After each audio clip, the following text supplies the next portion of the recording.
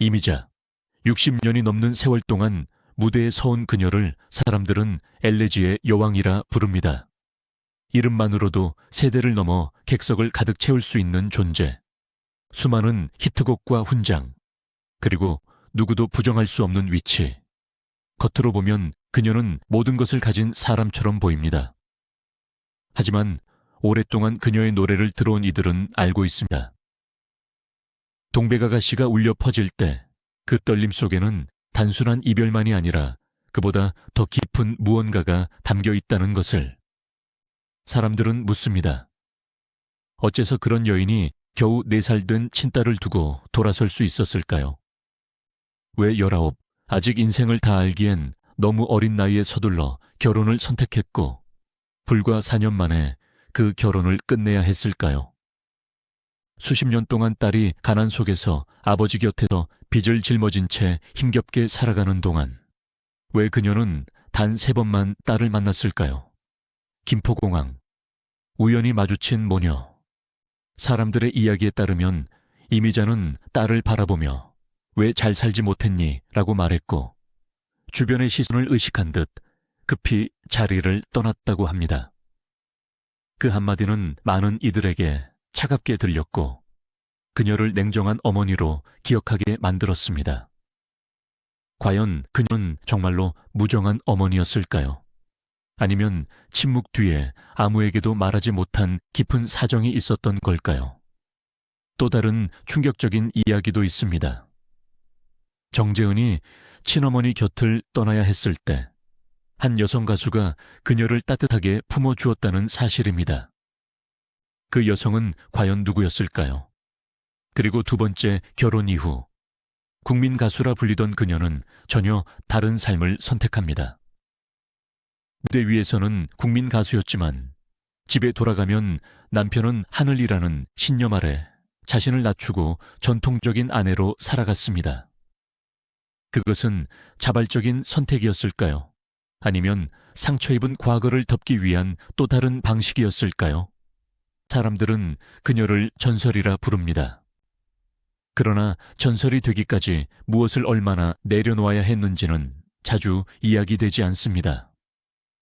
오늘 우리는 기록과 영광을 말하려는 것이 아닙니다. 이미자가 정말 차가운 어머니였는지 아니면 말로 다 할 수 없는 깊은 상처를 안고 살아온 한 여인이었는지 그 답을 함께 찾아보려 합니다. 1940년대 서울 용산. 아직 전쟁의 그림자가 완전히 걷히지 않았던 그 시절, 이미자는 이점성의 장녀로 태어났습니다. 아버지 이점성은 특별한 기술을 가진 장인은 아니었습니다. 해방 이후 혼란스러운 시대를 살며 공사판과 마기를 전전하던 평범한 노동자였습니다. 성실했지만 운이 따르지 않았고 가족을 먹여 살리기 위해 몸을 혹사하던 사람이었다고 전해집니다. 어머니 유상래는 집안 살림을 도맡던 전업주부였습니다. 말수가 많지 않고 억척스러웠지만 속정이 깊은 여인이었다고 친척들은 기억합니다. 그러나 이미자가 첫 돌을 갓 지났을 무렵 아버지 이점성은 중풍으로 쓰러졌습니다. 한 집안의 가장이 한순간에 병석에 눕자가 새는 급격히 기울었습니다. 약값과 생활비는 감당하기 어려웠고 가족은 친척들의 도움에 의존해야 했습니다. 어린 이미자의 기억 속에는 늘 누워있는 아버지의 모습과 부엌에서 한숨을 내쉬던 어머니의 뒷모습이 겹쳐 있었다고 합니다. 아버지는 왜 항상 누워 계셨을까? 훗날 그녀는 그렇게 회상했습니다. 불행은 거기서 끝나지 않았습니다. 시댁 어른들은 집안의 연이은 불운을 며느리 유상래의 센 팔자 탓으로 돌렸습니다. 결국 어머니는 딸을 업고 강릉 친정으로 내려가야 했습니다. 하지만 강릉에서의 삶도 평탄하지 않았습니다. 생활고는 계속되었고 유상래는 결국 재혼을 선택합니다. 그 선택은 어린 딸과의 이별을 의미했습니다.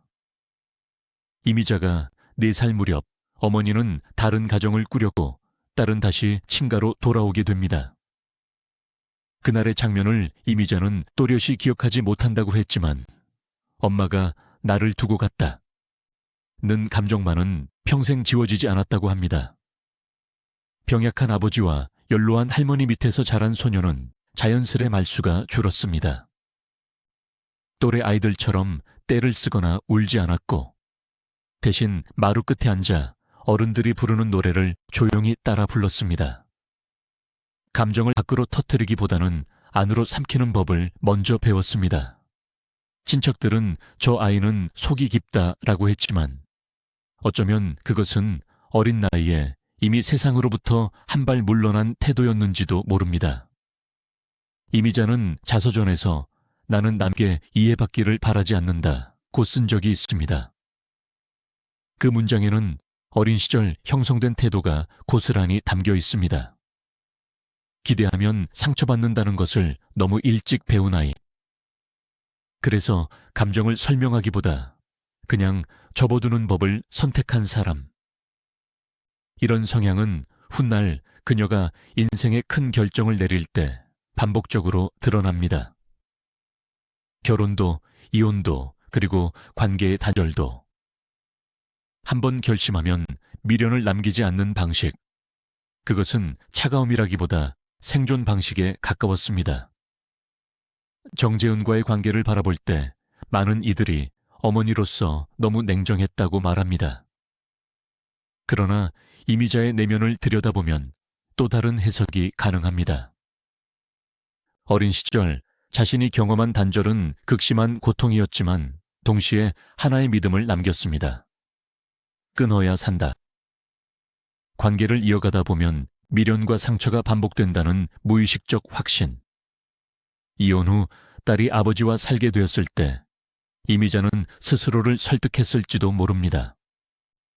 저 아이에게는 아버지가 필요하다. 나는 이미 무대 위에 서 있는 사람이다. 그것은 합리화였을까요? 아니면 또 다른 두려움이었을까요? 혹시 자신처럼 또다시 버림받는 상처를 주지 않기 위해 차라리 완전히 물러선 길을 택한 것은 아니었을까요? 김포공항에서의 짧은 한마디, 왜 잘 살지 못했니? 그 말은 냉정하게 들리지만 어쩌면 그녀 방식의 걱정이었는지도 모릅니다. 그러나 감정을 드러내는 법을 배우지 못한 사람의 말은 종종 오해를 낳습니다. 어린 시절 어머니를 붙잡고 울지 못했던 아이는 어른이 되어서도 쉽게 울지 못했습니다. 대신 등을 돌렸습니다. 이미자의 삶은 노래처럼 길고도 복잡합니다. 그러나 그 뿌리에는 늘 4살의 소녀가 서 있습니다. 엄마의 뒷모습을 바라보며 아무 말도 하지 못했던 아이. 그 아이가 자라 국민 가수가 되었고 동시에 또 다른 4살 아이의 어머니가 되었습니다. 그리고 어쩌면 자신이 겪었던 방식으로 사랑을 끊어내는 법을 선택했는지도 모릅니다. 냉정함으로 보였던 선택들. 그러나 그 안에는 상처받지 않기 위해 먼저 돌아서는 법을 배워야 했던 한 소녀의 시간이 숨어 있습니다. 이미자의 노래가 유난히도 애절하게 들리는 이유는 바로 그 침묵의 세월이 목소리 속에 스며 있기 때문일지도 모릅니다. 1950년대 후반, 전쟁의 포성이 멎은 지 얼마 되지 않았던 서울의 하늘은 아직도 잿빛이었습니다. 거리에는 미군 트럭이 오가고 명동과 용산 일대에는 미군 부대를 중심으로 한 클럽과 쇼가 밤마다 불을 밝혔습니다. 스윙 재즈와 팝, 낯선 영어 가사가 섞인 노래들이 흘러나오던 시대. 그 한복판에서 유난히 낮고 애잔한 목소리를 가진 한 소녀가 조용히 자신의 길을 찾고 있었습니다. 이미자 16살의 봄이었습니다. 그녀가 처음 마이크 앞에 선 것은 1957년 KBS 라디오 프로그램 노래의 꽃다발이었습니다. 텔레비전이 귀하던 시절, 라디오는 국민의 유일한 오락이자 문화의 중심이었습니다. 남산에 있던 KBS 건물은 늘 긴장과 설렘이 뒤섞인 공간이었습니다. 교복을 입은 채 방송국 문을 두드렸던 소녀는 관계자에게 학생은 안 됩니다 라는 말을 듣고 돌아섰다가 다음 날 어른 옷으로 갈아입고 다시 찾아왔다는 일화는 지금도 전설처럼 전해집니다. 한 번만 기회를 주세요. 정말 잘할 수 있어요. 떨리는 목소리로 그렇게 말하던 그날, 그녀는 1등을 차지했습니다. 심사위원이었던 한 평론가는 훗날 어린 얼굴에서 어떻게 그런 깊은 소리가 나오는지 소름이 돋았다고 회상했습니다. 이 승리는 단순한 상장이 아니었습니다. 전후 한국 사회에서 가수라는 직업은 안정된 길이 아니었지만 이미자에게는 노래만이 자신을 증명할 수 있는 언어였습니다. 1958년 그녀는 HLKZ 방송국의 예능 로타리에 출전해 다시 한번 최고상을 받습니다. 그 무대에서 그녀를 눈여겨본 사람이 바로 작곡가 나화랑이었습니다. 당시 가요계에서 이미 이름을 알리던 그는 소녀를 불러 이렇게 말했습니다. 너는 목소리에 한이 있다. 그걸 잃지 마라. 그 한마디는 이미자의 운명을 바꾸었습니다. 1959년 그녀는 19 순정으로 정식 데뷔합니다. 흥미롭게도 이 곡은 완전한 트로트가 아니라 스윙 재즈의 색채가 가미된 곡이었습니다. 당시 미군 클럽을 중심으로 서구 음악이 유행하던 분위기와 맞물린 선택이었습니다. 그러나 이미자의 해석은 달랐습니다. 화려하게 꺾거나 과장하지 않았고 담담하게 마치 혼잣말처럼 노래를 풀어냈습니다. 사랑이란 이런 걸까 하고 속삭이듯 부르는 그녀의 방식은 동시대 가수들과는 확연히 다릅니다. 패티김처럼 세련되고 서구적인 이미지도 아니었고 미팔군 출신 가수들처럼 리듬감으로 무대를 장악하는 스타일도 아니었습니다. 대신 그녀는 한국적인 정서를 꾹 눌러 담았습니다. 하나, 단어 하나를 또박또박 놓으며 이야기를 전했습니다. 그러나 데뷔가 곧 성공을 의미하지는 않았습니다. 1959년과 1960년 사이 그녀의 삶은 여전히 고단했습니다. 신인 가수의 출연료는 터무니없이 낮았고 서울보다 지방 무대를 더 많이 돌아야 했습니다. 통행금지 시간이 있던 시절 밤 공연을 마치고 기차를 타고 이동하다가 새벽녘 차가운 대합실에서 몸을 웅크린 적도 많았습니다. 여관방은 냉기가 가시지 않았고 얇은 이불 하나로 겨울을 버텨야 했습니다. 한 번은 너무 추워서 몰래 여관을 빠져나와 새벽거리를 서성였다고 그녀는 훗날 털어놓았습니다. 그때는 내가 왜 이렇게까지 해야 하나 싶었죠. 무명 시절의 일상은 화려함과 거리가 멀었습니다. 선배 가수들의 의상을 다려주고 양말을 빨고 백스테이지 심부름을 도맡았습니다. 녹음 기회를 얻기 위해 레코드사 사무실을 기웃거리며 몇 시간씩 기다리는 날도 허다했습니다. 모나미다방 같은 다방은 무명 가수들의 집합소였습니다. 커피 한 잔을 시켜놓고 하루 종일 앉아 혹시 오늘 녹음 자리 없습니까? 라고 묻던 시절. 그녀도 그들 중 한 사람이었습니다. 그럼에도 불구하고 이미자의 목소리는 점점 입소문을 타기 시작했습니다. 화려하지 않지만 잊히지 않는 소리. 무대를 장악하기보다 관객의 마음에 스며드는 방식. 공연이 끝난 뒤 한 중년 여성이 다가와 이렇게 말했다고 합니다. 아가씨 노래를 들으니 내 사는 얘기 같네. 그 한마디는 어떤 상보다도 값졌습니다. 이미자는 그날을 떠올리며 그때 처음으로 내가 누군가의 마음을 건드렸구나 느꼈다고 말했습니다. 그녀의 가장 큰 차별점은 절제였습니다. 과장하지 않는 감정, 과하게 꺾지 않는 창법, 그리고 무대 위에서도 지나치게 웃지 않는 태도. 그 절제 속에서 오히려 진심이 또렷하게 드러났습니다. 당시 대중가요계는 서구풍의 화려함과 빠른 리듬이 각광받고 있었지만 이미자는 한국인의 한을 건드렸습니다. 마치 오래된 창가처럼 익숙하고도 서러운 음색. 결혼 이전의 이미자는 아직 전설이 아니었습니다. 그러나 분명히 다른 길 위에 서 있었습니다. 전쟁의 폐허 속에서 자란 소녀가 라디오 마이크 앞에서 자신의 상처를 노래로 바꾸기 시작한 시기. 성공은 아직 오지 않았지만 이미자의 목소리는 서서히 시대의 공기를 바꾸고 있었습니다. 그리고 곧 그 목소리는 한국 가요사의 흐름을 뒤바꿀 준비를 하고 있었습니다. 1959 연겨울, 종로의 한 극장 무대 뒤편은 늘 분주했습니다. 조명 켜지기 전 가수들은 분장을 고치고 악단은 악기를 조율하며 짧은 숨을 골랐습니다.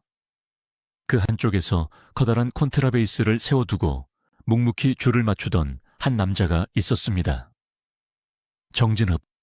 당시 20 중반의 젊은 연주자였던 그는 화려한 스타는 아니었지만 무대에서는 없어서는 안 될 존재였습니다. 텔레비전이 아직 보편화되지 않았던 시절, 모든 공연은 라이브였습니다. 노래가 흔들면 곧바로 티가 났고 반주가 어긋나면 무대 전체가 무너졌습니다.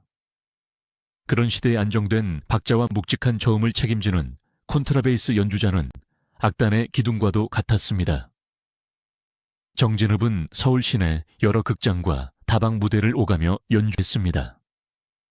화려하게 스포트라이트를 받지는 않았지만 동료들 사이에서는 연주가 단단하다라는 평을 들었습니다. 무대 뒤에서 묵묵히 서 있는 모습, 공연이 끝난 뒤도 말없이 악기를 정리하던 태도는 어린 이미자의 눈에도 어딘가 든든하게 비쳤을지도 모릅니다. 그 무렵 이미자는 19 순정으로 막 데뷔한 신인이었습니다. 지방 공연을 전전하며 하루하루를 버티던 시기, 종로와 충무로 일대의 작은 극장, 영화관 옆 다방, 담배 연기가 자욱한 음악살롱이 그녀의 일터였습니다. 두 사람이 처음 마주친 곳도 그런 공간이었습니다. 노란 정우빛 아래 무대는 크지 않았고 객석은 빽빽하지도 않았습니다. 이미자가 마이크를 잡고 서면 정진흡은 뒤편에서 콘트라베이스를 안고 낮은 음을 깔았습니다. 처음에는 말 한마디 나누지 않았다고 합니다. 공연이 끝난 뒤 악기를 정리하던 그가 조용히 말했습니다. 오늘 마지막 소절 좋았습니다. 이미자는 잠시 놀란 얼굴로 고개를 끄덕였다고 합니다. 감사합니다. 짧은 대화였지만 누군가가 자신의 노래를 세심하게 듣고 있었다는 사실은 그녀에게 큰 위로였을 것입니다. 이미자는 어린 시절부터 남성의 보호를 충분히 받지 못했습니다. 병석에 누운 아버지, 일찍 떠난 어머니. 그래서일까요? 무대 뒤에서 묵묵히 서 있는 정진흡의 모습은 단순한 동료 이상으로 느껴졌을지도 모릅니다. 그는 말수가 적었고 공연이 끝나면 조용히 담배 한 개비를 피우며 하늘을 바라보는 사람이었습니다. 이미자는 그런 그에게서 안정감을 느꼈다고 훗날 지인들은 전했습니다. 두 사람의 연애는 화려하지 않았습니다. 1959년과 1960년, 서울은 여전히 가난했고 사람들은 검소했습니다. 공연이 끝난 뒤 종로의 작은 다방에서 따뜻한 커피 한 잔을 나누고 전차를 타기 전 잠시 길을 걸었습니다. 오늘은 춥네요. 그래도 관객이 많아서 다행이죠. 그런 일상적인 대화가 이어졌습니다. 언론의 관심도 스캔들도 없었습니다. 그저 전후 서울의 밤거리에서 두 젊은 예술가가 나란히 걷고 있었을 뿐입니다. 정진흡은 당시 이미자보다 조금 더 자리 잡은 사람이었습니다. 악단에서 꾸준히 연주하며 수입이 있었고 무대 경험도 많았습니다. 반면 이미자는 아직 불안정한 신인이었습니다. 가수라는 직업이 얼마나 오래 지속될지 알 수 없던 시기, 그녀는 늘 미래를 걱정했습니다. 공연이 없는 날이면 내가 이 길을 계속 갈 수 있을까라는 생각이 머리를 떠나지 않았습니다. 그런 그녀에게 정진흡은 하나의 현실적인 선택지처럼 보였을지도 모릅니다. 어느 날 공연을 마치고 돌아가는 길에 그가 말했습니다. 이렇게 계속 떠돌이처럼 살 수는 없지 않겠습니까? 이미자는 그 말에 잠시 멈췄다고 합니다. 떠돌이. 그 단어는 그녀의 유년 시절을 떠올리게 했습니다. 강릉과 서울을 오가며 정착하지 못했던 어린 날들. 어쩌면 그녀는 마음속으로 중얼거렸을지 모릅니다. 나는 나만의 집을 갖고 싶다. 1960년 이미자는 19이었습니다. 지금 기준으로는 너무 이른 나이지만 당시 사회 분위기에서는 특별히 드문 일은 아니었습니다. 전쟁을 겪은 세대는 삶의 불확실성을 잘 알고 있었고 결혼은 안정의 상징이었습니다. 특히 여성에게 결혼은 보호와 지위를 동시에 의미했습니다. 결혼을 결심한 이유를 하나로 단정할 수는 없습니다. 그러나 그녀의 심리를 들여다보면 몇 가지 단서가 보입니다. 첫째, 불안정한 어린 시절을 보상받고 싶었던 욕구. 둘째, 가수라는 직업의 불확실성 속에서 찾고 싶었던 안정. 셋째, 사회가 요구하던 정상적인 삶의 틀. 결혼식은 소박했다고 전해집니다. 동료 몇 명과 가족 일부가 참석한 자리. 화려한 스타의 결혼식이 아니라 이제 막 사회에 발을 디딘 두 청춘의 약속이었습니다. 이미자는 그날 새로운 출발이라고 믿었을 것입니다. 과거의 결핍을 넘어 스스로 가정을 만들어 보겠다는 다짐. 그러나 이 결혼은 오래가지 못했습니다. 그 결말을 알지 못한 채 당시의 이미자는 분명 희망을 품고 있었습니다. 무대 위에서는 여전히 신인이었고 집에서는 막내 아내였습니다. 콘트라베이스의 묵직한 저음처럼 단단한 삶을 꿈꾸며 그녀는 조용히 새로운 역할을 받아들였습니다. 그 시절 서울의 겨울밤은 차가웠지만 두 사람은 젊었습니다. 이미자의 노래는 아직 전설이 되기 전이었고 정진흡의 연주는 여전히 무대 뒤에서 울리고 있었습니다. 그들의 만남은 화려하지 않았지만 전후 한국의 한복판에서 서로를 의지하려 했던 두 사람의 선택이었습니다. 그리고 그 선택은 훗날 이미자의 인생에서 가장 뜨거운 논쟁의 시작이 되었습니다. 결혼 초반 두 사람의 삶은 조용히 흘러가는 듯 보였습니다. 작은 집, 검소한 살림, 그리고 여전히 이어지던 무대 일정. 그러나 시간이 흐르면서 균열은 서서히 드러나기 시작했습니다. 1960년대 초반, 서울의 공연 환경은 빠르게 변하고 있었고 음악계의 경쟁도 치열해졌습니다. 정진흡이 몸담고 있던 악단 역시 안정적이라고만은 할 수 없었습니다. 라이브 공연이 줄어들고 새로운 음악 흐름이 등장하면서 연주자의 입지는 점점 좁아졌습니다. 무대 위에서 묵묵히 저음을 받쳐주던 그의 자리는 예전 같지 않았고 수입 또한 일정하지 않았습니다. 집 안의 공기는 점점 무거워졌습니다. 이미자의 활동은 오히려 늘어났습니다. 지방 공연과 방송 출연이 잦아지면서 집을 비우는 날이 많아졌습니다. 또 나가 라는 말이 어느 날 툭 튀어나왔고 일이니까요? 라는 짧은 대답이 돌아왔습니다. 대화는 짧았지만 그 안에는 서로의 불안과 자존심이 엉켜 있었습니다. 주변에서는 갈등과 다툼이 잦았다는 이야기가 전해집니다. 일부에서는 폭력이 있었다는 증언도 나옵니다. 그 구체적인 장면을 모두 알 수는 없지만 이미자가 훗날 힘들었다고 짧게 언급한 기록은 남아 있습니다. 어린 시절부터 감정을 삼키는 법을 배운 그녀는 큰 소리로 항의하기보다 침묵을 선택했을 가능성이 큽니다. 그러나 침묵은 갈등을 잠재우기보다 쌓이게 만들었습니다. 1964년, 결혼 4년 만에 두 사람은 이혼을 선택합니다. 그해 이미자는 한창 활동을 이어가던 시기였습니다. 대중의 관심은 점점 커지고 있었지만 집안에서는 결코 웃을 수 없는 나날이 이어졌습니다. 이혼은 당시 사회에서 결코 가벼운 결정이 아니었습니다. 특히 여성에게는 더 큰 낙인이 따랐습니다. 가수라서 그런 거 아니냐는 뒷말도 있었고 여자가 참지 못했다는 수군거림도 따라다녔습니다. 법적인 절차는 비교적 조용히 진행되었습니다. 재산이라 할 만큼 큰 자산은 없습니다. 공연 수입은 대부분 생활비로 쓰였고 두 사람 모두 넉넉하지 않았습니다. 결국 남은 것은 4살이 채 되지 않은 딸, 정재은이었습니다. 정재은은 1964년에 태어났습니다. 어린아이의 울음소리가 집 안을 채웠을 때 이미자는 잠시 모든 것을 내려놓고 싶었다고 합니다. 그러나 현실은 냉혹했습니다. 이혼 이후 아이는 아버지와 함께 살게 됩니다. 그 결정은 훗날 가장 큰 논쟁의 씨앗이 됩니다.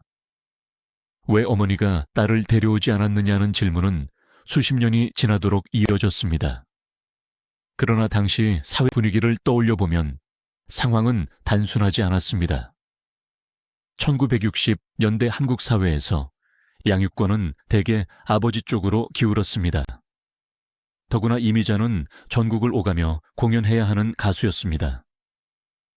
밤 공연이 잦았고 장거리 이동이 일상이었습니다. 어린아이를 안정적으로 돌볼 환경을 마련하기란 쉽지 않았습니다. 누군가는 그래도 데려왔어야 한다고 말하지만 그 시대의 조건 속에서 선택은 단순한 감정만으로 결정될 수 있는 문제가 아니었습니다. 이미자는 훗날 회고록에서 비슷한 취지의 말을 남깁니다. 이해를 바라지 않는다. 그때 내가 선택할 수 있었던 현실이었다. 그녀는 공개적으로 변명하지 않았고 전 남편을 비난하지도 않았습니다. 법정 공방도 언론 인터뷰도 없었습니다. 그저 조용히 관계를 정리했습니다. 그것은 어린 시절부터 몸에 밴 방식이었습니다. 참고, 말하지 않고 결정하면 돌아보지 않는 태도. 그러나 돌아보지 않았다고 해서 잊은 것은 아니었습니다. 지인들의 증언에 따르면 이미자는 공연이 없는 날이면 아이의 사진을 꺼내 바라보곤 했다고 합니다. 누군가가 보고 싶지 않으세요? 라고 물으면 잠시 말을 멈추고 잘 살겠지요? 라고만 답했다고 합니다. 그 한마디에는 복잡한 감정이 얽혀 있었을 것입니다. 김포항에서의 재회는 그 긴 침묵의 상징 같은 장면입니다. 외국 공연을 가던 날 우연히 마주친 딸. 왜 잘 살지 못했니? 그 말은 냉정하게 들렸지만 어쩌면 서툰 걱정이었을지도 모릅니다. 감정을 표현하는 법을 배우지 못한 사람은 때로 가장 중요한 순간에 가장 차가운 말을 남깁니다. 이미자는 어린 시절 어머니에게서 떨어져야 했습니다. 그 기억은 깊은 상처로 남아 있었습니다. 그래서일까요? 그녀는 무의식적으로 이혼은 완전한 단절이라는 공식을 받아들였는지도 모릅니다. 옛 세대의 관념 속에서 결혼이 끝나면 관계도 끝나는 것이었습니다. 그것이 상처를 최소화하는 일이라고 믿었을 가능성도 있습니다. 세상은 그녀를 두고 냉정하다고 말했습니다. 그러나 한편으로는 상처를 반복하지 않기 위해 스스로를 잘라내는 방식이었을지도 모릅니다. 그녀는 노래로 감정을 풀었지만 현실에서는 감정을 접어두었습니다. 무대 위에서는 수천 명 앞에서 울 듯한 목소리를 냈지만 사적인 자리에서는 끝까지 눈물을 보이지 않았습니다. 이혼은 이미자의 인생에 또 하나의 균열을 남겼습니다. 그러나 동시에 그녀를 더 단단하게 만들었습니다. 사랑과 상실을 노래하는 목소리는 그 이후 더 깊어졌습니다. 그리고 딸에 대한 그리움은 겉으로 드러나지 않았지만 그녀의 노래 어딘가에 스며들어 남아 있었습니다. 1970년대 초 여의도에 새로 자리 잡은 KBS 건물은 늘 분주했습니다. 복되는 악보를 든 가수들이 오갔고 스튜디오 안에서는 오케스트라의 튜닝 소리가 울렸습니다. 이미자는 그 무렵 이미 동백아가씨로 국민적 사랑을 받은 뒤였습니다. 이름만으로도 방송 편성이 움직이던 시기였지만 그녀의 마음은 그리 평온하지 않았습니다. 이혼의 상처, 금지곡 논란의 여파, 세간의 시선. 무대 위에서는 당당했지만 녹화가 끝나고 대기실 문이 닫히면 고요함이 찾아왔습니다. 그 시절 프로그램을 총괄하던 하 PD가 있었습니다. 김창수. 그는 카메라 앞에 서는 사람이 아니라 카메라 뒤에서 모든 흐름을 조율하는 사람이었습니다. 1960에서 70년대 KBS는 국내에서 가장 영향력 있는 방송사였고, PD는 단순한 연출자가 아니라 콘텐츠의 방향을 결정하는 위치에 있었습니다. 김창수는 음악 예능 프로그램을 맡아 가수 섭외와 무대 구성, 편집까지 책임졌습니다. 공연장의 조명 가구부터 가수의 동선까지 꼼꼼히 살피는 성격이었습니다. 동료들은 그를 두고 말은 적지만 판단은 정확하다고 말했습니다. 두 사람이 처음 깊이 마주한 곳은 화려한 무대가 아니라 녹화 리허설이 한창이던 스튜디오였습니다. 이미자가 마이크 테스트를 마치고 내려오자 김창수가 다가와 조용히 말했습니다. 오늘은 이 절에서 템포를 조금만 늦춰보시겠습니까? 감정이 더 살아날 것 같습니다. 이미자는 잠시 그를 바라보았습니다. 가수에게 감정을 주문하는 PD. 그러나 그 말에는 계산이 아니라 배려가 담겨 있었습니다. 알겠습니다. 그렇게 해보지요. 그녀의 대답도 짧았습니다. 그날 이후 두 사람은 종종 마주쳤습니다. 녹화가 끝난 뒤 복도에서 스쳐 지나가며 수고하셨습니다 라고 인사했고, 때로는 대본을 두고 의견을 나누었습니다. 김창수는 이미자를 스타로 대하지 않았습니다. 대신 한 명의 직업인으로 존중했습니다. 그것이 그녀에게는 낯설면서도 편안한 감각이었습니다. 이미자는 첫 결혼의 기억을 마음속 깊이 묻어두고 있었습니다. 감정이 앞섰던 젊은 선택, 그리고 빠르게 무너진 현실. 그래서인지 이번에는 다른 기준을 세우고 싶었습니다. 화려함이 아니라 안정, 열정보다 이성. 김창수는 무대 위에서 환호를 받는 사람이 아니었지만 방송국 안에서는 신뢰받는 인물이었습니다. 중산층 가정 출신의 학구적인 분위기, 단정한 옷차림, 신중한 말투. 그것은 이미자에게 이전과 전혀 다른 세계처럼 보였습니다. 김창수 역시 이혼의 경험이 있었습니다.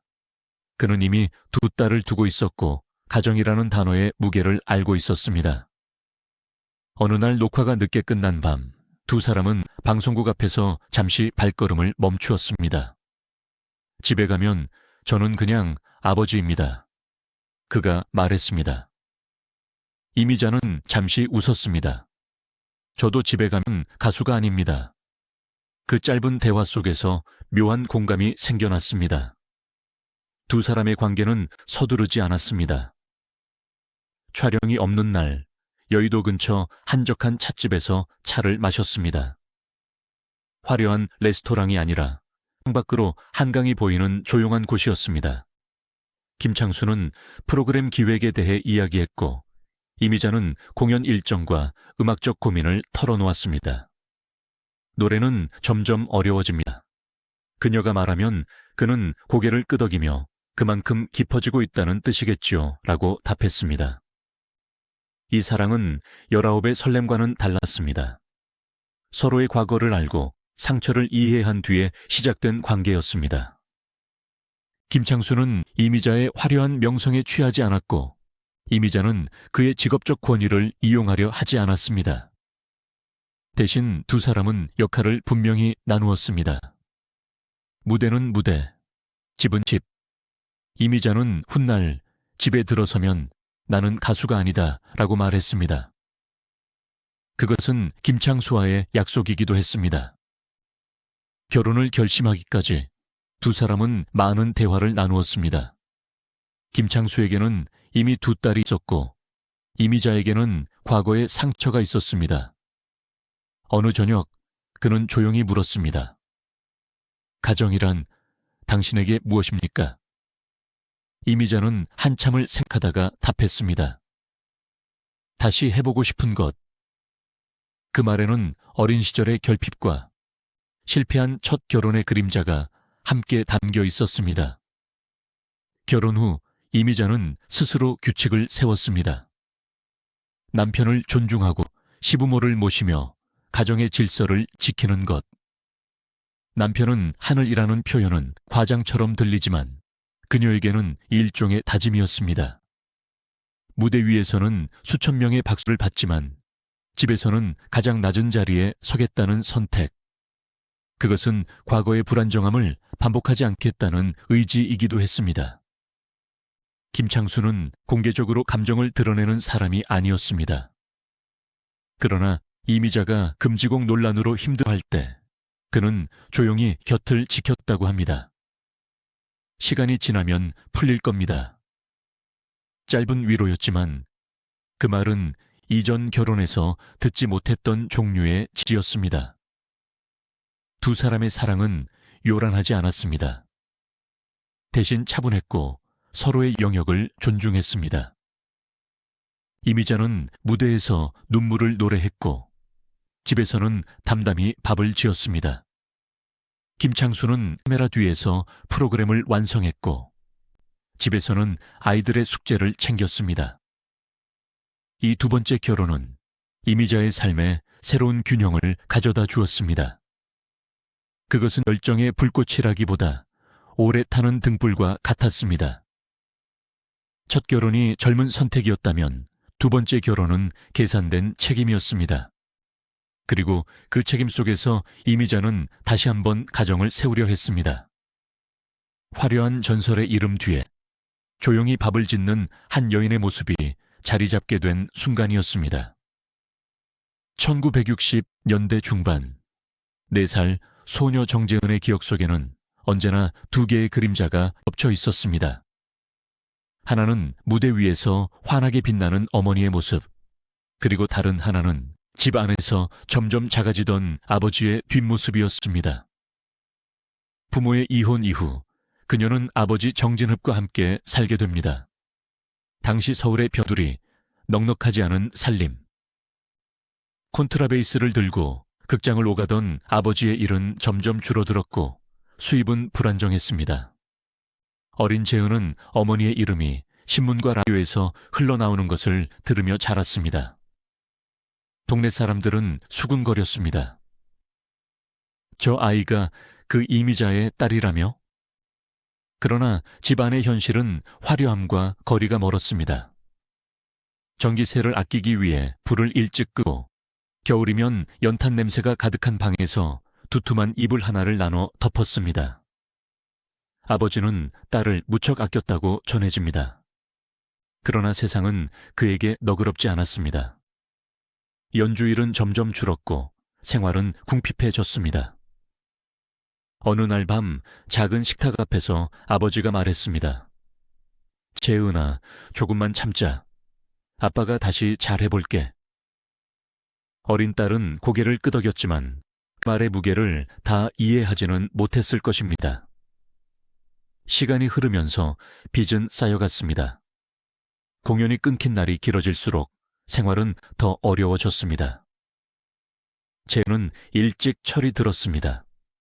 학교에서 돌아오면 아버지 대신 집안일을 돕고 장을 보러 가며 돈의 가치를 배웠습니다. 사람들은 그녀를 동정하기도 했지만 동시에 비교했습니다. 어머니는 그렇게 성공했는데 그 말은 어린 마음에 조용히 상처로 남았습니다. 그러나 정재은은 단순히 버려진 딸로 남지 않았습니다. 음악은 그녀의 피 속에도 흐르고 있었습니다. 7살 무렵 악단 연습실에 따라갔다가 자연스럽게 노래를 불렀고 어른들은 놀랐습니다. 목소리가 엄마를 닮았네. 그 한마디는 축복이면서도 짐이었습니다. 청소년이 되면서 그녀는 본격적으로 노래를 시작합니다. 생계를 돕기 위한 선택이기도 했고 동시에 스스로를 증명하고 싶은 욕망이기도 했습니다. 무대에 서면 관객은 먼저 물었습니다. 이미자 씨 따님이죠? 그 질문은 언제나 따라붙었습니다. 그녀는 속으로 되뇌었다고 합니다. 나는 나로 서고 싶다. 아버지의 빈 문제는 결국 그녀의 어깨 위로 옮겨졌습니다. 젊은 나이에 감당하기에는 벅찬 현실이었지만 그녀는 도망치지 않았습니다. 지방 무대를 돌며 노래했고 출연료를 모아 생활을 이어갔습니다.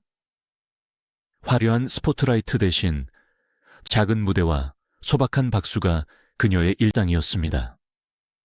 어느 인터뷰에서 정재은은 이렇게 말한 적이 있습니다. 엄마를 원망하지 않았다고 하면 거짓말이죠. 하지만 이해하려고 노력했어요. 그 말 속에는 긴 세월의 혼란과 체념이 담겨 있습니다. 결국 그녀는 일본으로 건너갑니다. 새로운 이름, 새로운 무대. 춘이라는 이름으로 다시 시작한 삶은 쉽지 않았지만 적어도 비교의 시선에서 한 발 벗어날 수 있는 공간이었습니다. 정재은의 삶은 단순한 비극이 아니었습니다. 그것은 스스로 일어서려는 의지의 기록이었습니다. 어머니의 그늘 속에서도 아버지의 빛 속에서도 그녀는 노래를 붙잡았습니다. 그리고 그 노래는 훗날 수십 년 만에 모녀 재회로 이어지는 또 다른 길을 열어주게 됩니다. 정재은이 24살이 되던 해 그녀는 또 한 번 인생의 갈림길에 서 있었습니다. 이미 어린 시절부터 어른처럼 살아야 했던 그녀에게 사랑은 사치처럼 느껴졌지만 동시에 누구보다 간절한 것이기도 했습니다. 일본과 한국을 오가며 무대에 서던 시기, 그녀 곁에는 5살 연상의 남자가 있었습니다. 라디오 진행자로 활동하던 한신우.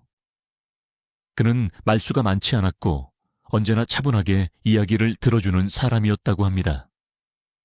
두 사람은 화려한 스타 커플이 아니었습니다. 카메라 플래시도 언론의 스포트라이트도 없었습니다. 공연이 끝난 뒤 조용히 식사를 하고 늦은 밤 한강 다리를 건너며 언젠가는 우리도 평범해질 수 있을까 같은 이야기를 나누던 평범한 연인이었습니다. 정재은에게 그는 처음으로 기댈 수 있는 어른처럼 느껴졌을지도 모릅니다. 어린 시절부터 아버지를 대신해 강해져야 했던 그녀는 잠시라도 누군가의 어깨에 기대고 싶었을 것입니다. 그러나 결혼은 생각보다 빨리 결정되었습니다. 24세, 아직 상처가 완전히 아물지 않은 나이였습니다. 결혼식을 앞두고 그녀는 오래 망설이다가 어머니에게 편지를 썼다고 전해집니다. 엄마, 저 결혼해요. 한 번만 와주실 수 없나요? 몇 장에 걸친 진심 어린 편지. 그러나 답장은 오지 않았습니다. 강남 태극당 예식장. 화려하지 않은 결혼식이었습니다. 신부 대기실에서 드레스를 입고 거울을 보던 정재은은 잠시 문 쪽을 바라보았다고 합니다. 혹시라도 문이 열리고 어머니가 들어오지 않을까 하는 기대. 하지만 끝내 그 문은 열리지 않았습니다.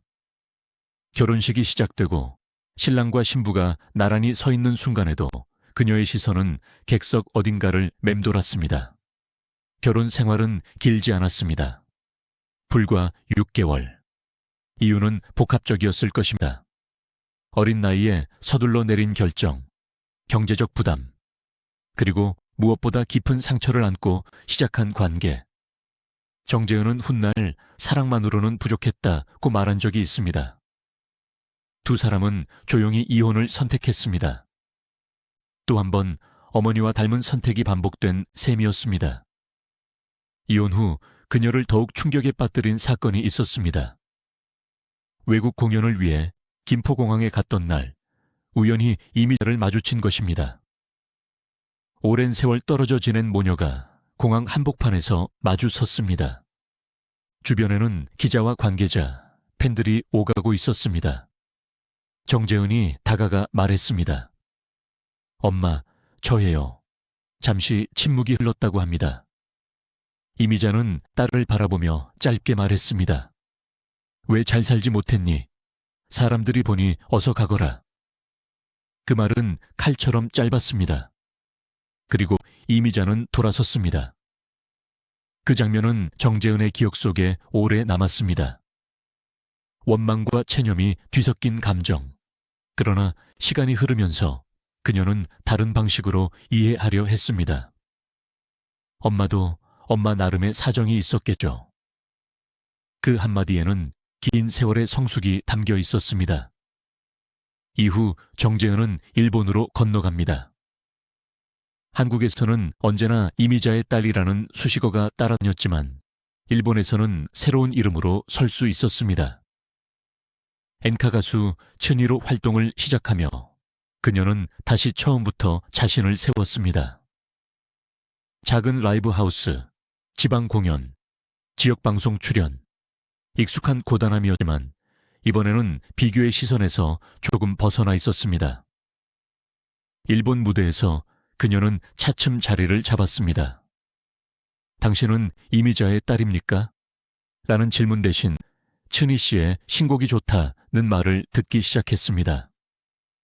그 순간 그녀는 처음으로 자신의 이름으로 인정받는 기쁨을 느꼈다고 합니다. 정재은의 삶은 반복처럼 보이지만 단순한 복제는 아니었습니다.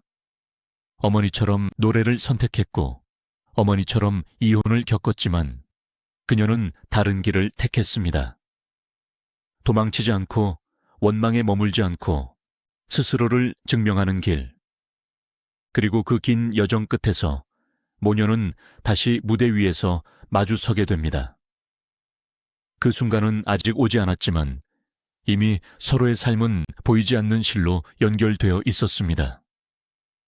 사랑은 끊어진 듯 보였지만 노래는 두 사람을 천천히 같은 자리로 이끌고 있었습니다.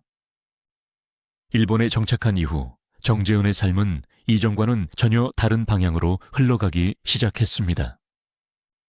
더 이상 이미자의 딸이 아닌 츠니라는 이름으로 무대에 서기 시작한 것입니다. 도쿄의 작은 라이브 하우스에서 시작된 공연은 화려하지 않았습니다.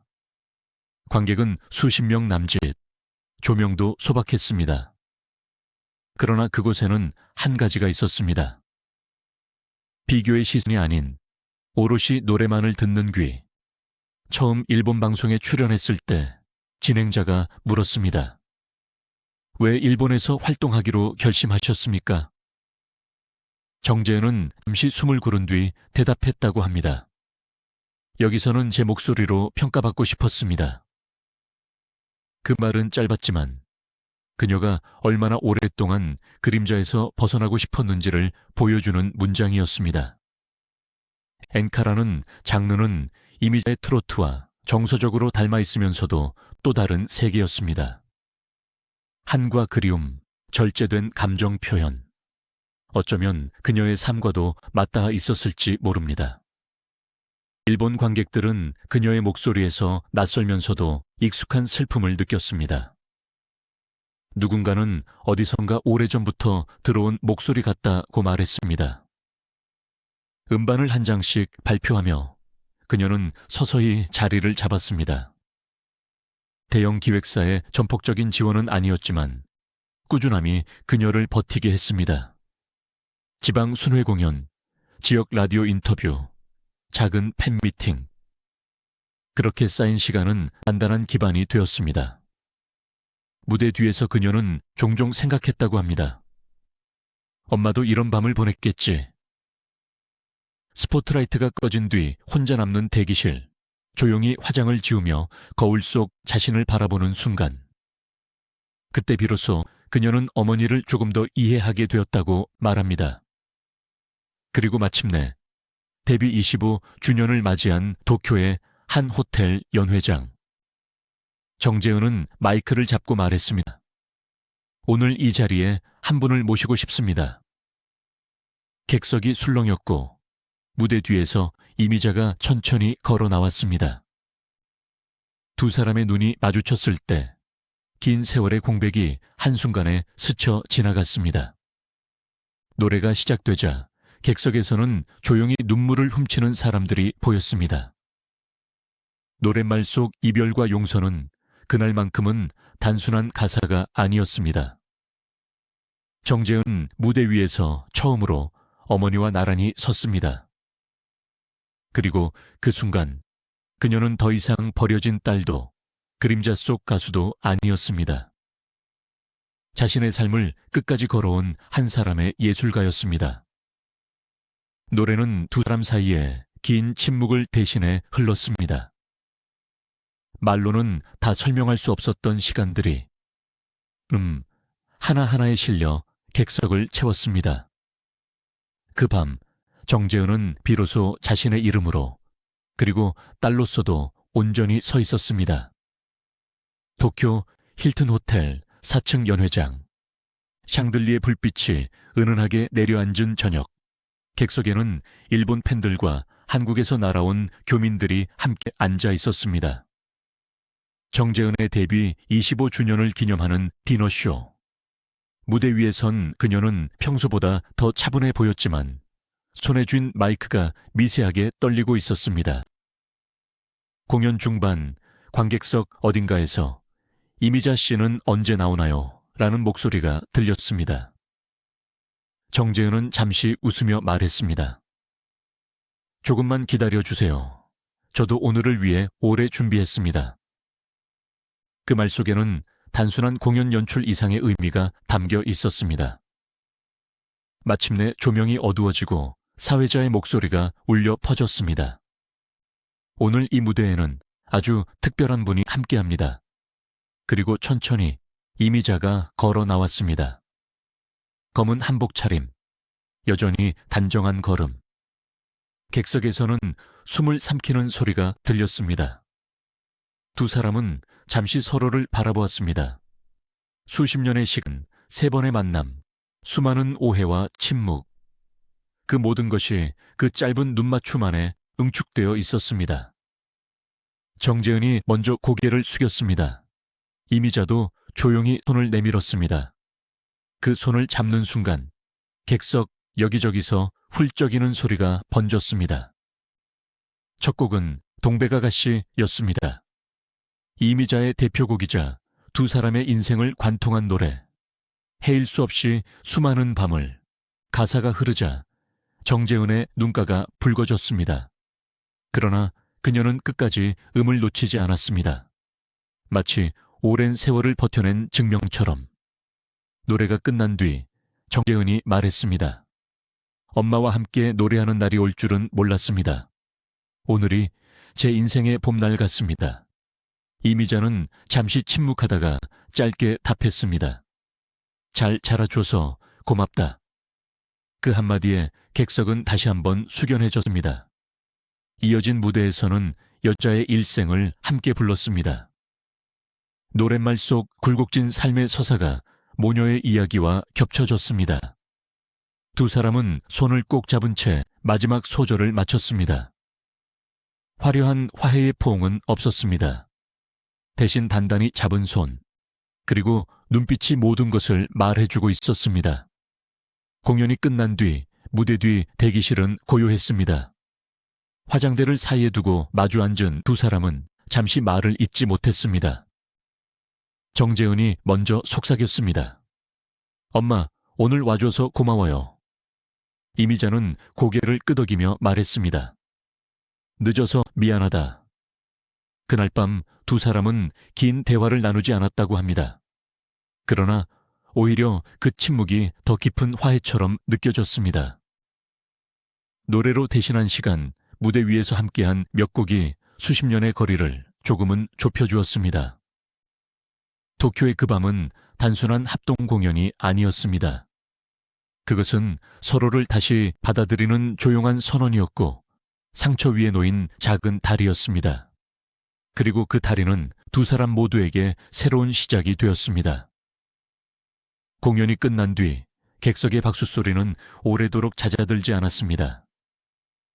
그러나 진짜 이야기는 무대 뒤 조명이 꺼진 후에 시작되었습니다. 대기실 문이 닫히자 화려한 박수와 환호 대신 고요가 내려앉았습니다.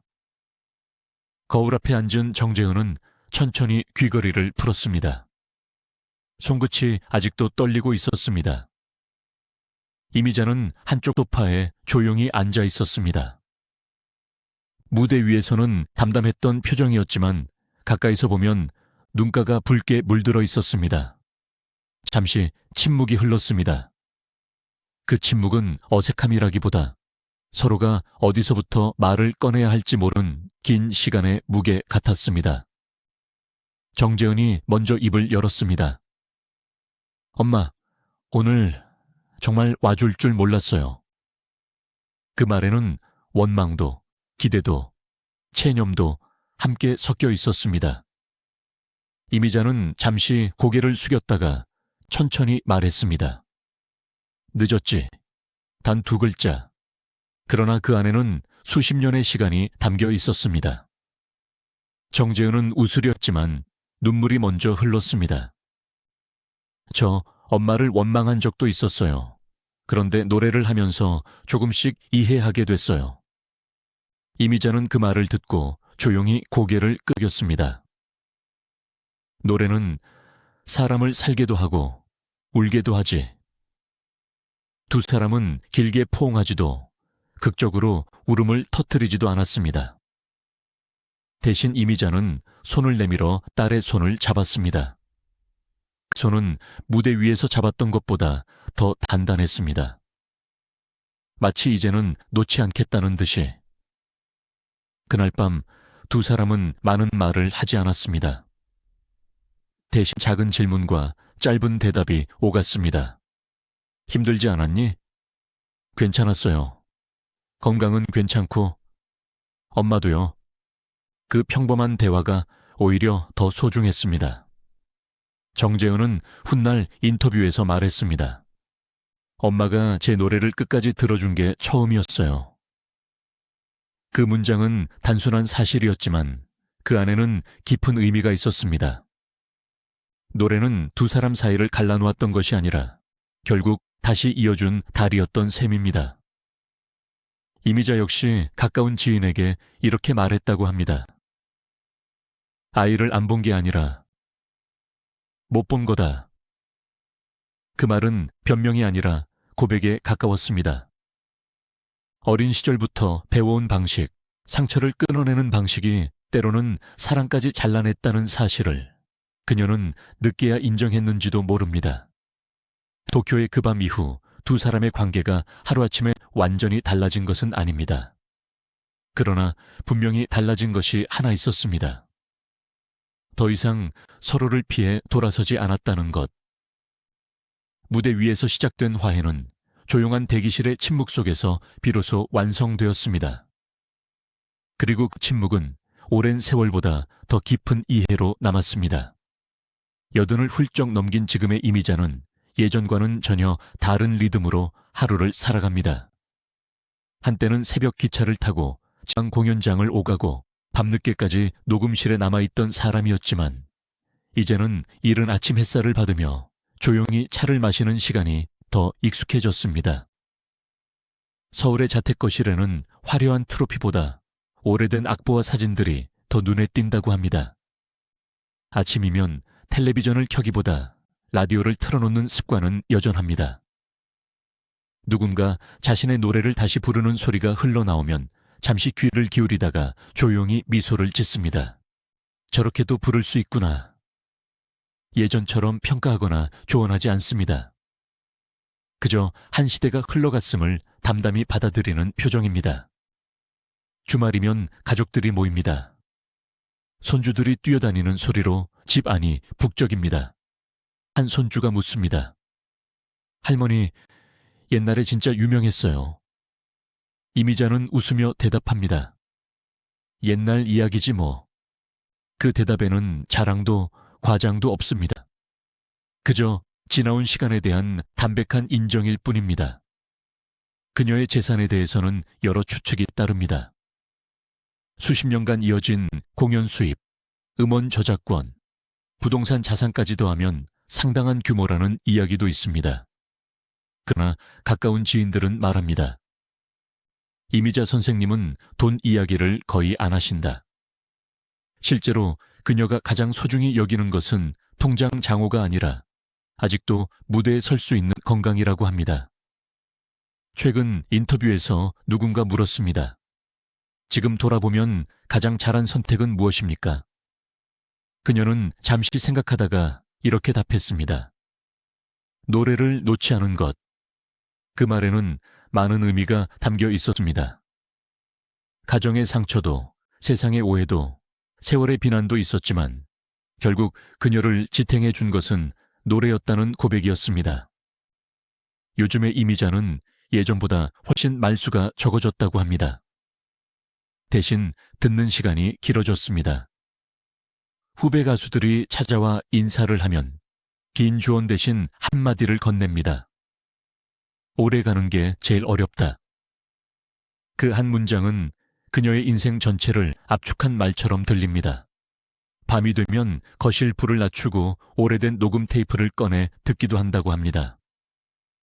젊은 시절에 자신의 목소리가 흘러나오면 잠시 눈을 감습니다. 그 목소리에는 상처도, 오기, 아우치이도, 외로움도 담겨 있습니다. 그리고 지금의 그녀는 그 모든 시간을 받아들일 준비가 되어 있는 듯 보입니다. 화려한 무대는 줄어들었지만 삶은 오히려 더 단단해졌습니다. 이제 이미자에게 성공은 숫자가 아니라 시간입니다. 긴 세월을 버텨낸 것, 그리고 끝내 딸과 같은 무대에 설 수 있었던 것, 그것이 그녀가 말없이 지키고 있는 현재의 평온입니다. 이미자를 바라보는 동료들과 후배들의 시선은 한마디로 단순하지 않습니다. 어떤 이는 그녀를 가요계의 교과서라고 부르고 또 어떤 이는 가장 무서운 선배였다고 회상합니다. 그 두 표현은 모순처럼 들리지만 어쩌면 동시에 진실일지도 모릅니다. 1960에서 70년대 방송국 복도에서 이미자는 늘 말수가 적은 가수로 유명했습니다. 대기실에서 수다를 떨기보다 악보를 들여다보고 리허설이 끝나면 조용히 자리를 정리했습니다. 한 후배 가수는 이렇게 말한 적이 있습니다. 선생님은 웃으면서도 거리를 두셨다. 가까워지기 쉽지 않은 분이었다. 그러나 무대 위에서는 달랐습니다. 라이브 공연에서 후배의 마이크가 흔들리거나 음정이 흔들리면 이미자는 자연스럽게 화음을 덧대어 흐름을 잡아주었다고 합니다. 공연이 끝난 뒤에야 조용히 말했습니다. 다음엔 더 준비해서 오세요. 그 말은 차갑게 들릴 수도 있었지만 오히려 책임감 있는 조언이었습니다.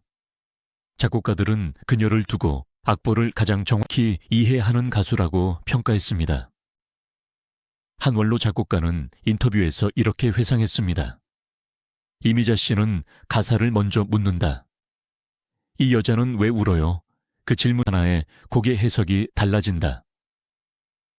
그녀는 단순히 노래를 부르는 사람이 아니라 이야기를 해석하는 사람이었습니다. 친구로서의 이미자는 또 다른 모습이었다고 합니다. 가까운 지인들은 그녀가 약속 시간에 한 번도 늦지 않았다고 말합니다. 그리고 누군가 어려움에 처하면 겉으로 드러내지 않고 quietly 도왔다고 전해집니다. 한 동료는 말로 위로하지는 않지만 행동으로 책임지는 사람이라고 표현했습니다. 물론 비판도 존재합니다. 지나치게 원칙적이고 감정을 잘 드러내지 않는 태도 때문에 오해를 사기도 했습니다. 차갑다는 평가는 젊은 시절부터 따라다녔습니다. 그러나 긴 세월이 흐른 지금 많은 후배들은 그 엄격함이 자신들을 단단하게 만들었다고 말합니다. 한 중견 가수는 최근 방송에서 이런 말을 했습니다. 이미자 선생님은 우리에게 오래 남은 법을 보여준 분이다. 유행은 바뀌어도 기본은 바뀌지 않는다는 걸 몸으로 증명하셨다. 그 말은 단순한 찬사가 아니라 한 시대를 함께 건너온 동료의 고백이었습니다. 이미자는 여전히 큰 목소리로 자신의 공을 내세우지 않습니다. 누군가 전설이라고 부르면 짧게 웃으며 고개를 젓습니다. 그러나 동료와 친구들의 기억 속에서 그녀는 단순한 스타가 아닙니다. 엄격하지만 책임감 있는 선배, 말은 적지만 행동으로 남는 사람, 그리고 무엇보다도 무대를 끝까지 지켜낸 예술가. 어쩌면 그것이 그녀가 남긴 또 하나의 유산일지도 모릅니다. 노래뿐 아니라 태도로 기억되는 이름,